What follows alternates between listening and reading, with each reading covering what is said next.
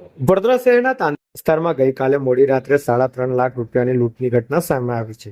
પ્રાપ્ત માહિતી મુજબ પ્લાયવુડ દુકાનના માલિકનો ભત્રીજો રોકડ રકમ લઈને નીકળ્યો હતો ત્યારે અજાણ્યા લૂંટારાઓએ તેને નિશાન બનાવ્યું હતું। આ બનાવ કિસ્મત ચોકડીથી મહારાજા ચોકડી જતા માર્ગ પર બન્યો હતો।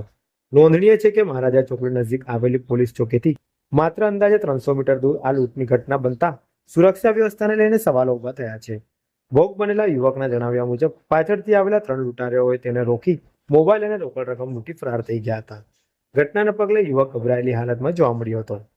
ઘટનાની જાણ થતાં જ જેપી રોડ પોલીસ સ્ટેશનની ટીમ તાત્કાલિક સ્થળ પર પહોંચી હતી અને સમગ્ર મામલે તપાસ હાથ ધરી છે। પોલીસે લૂંટારાઓને ઝડપી પાડવા માટે તપાસની દોર તેજ કર્યો છે। કોઈ લૂંટ્યા? કેટલા લોકો હતા? 3 જણ। કયા રોડ પર?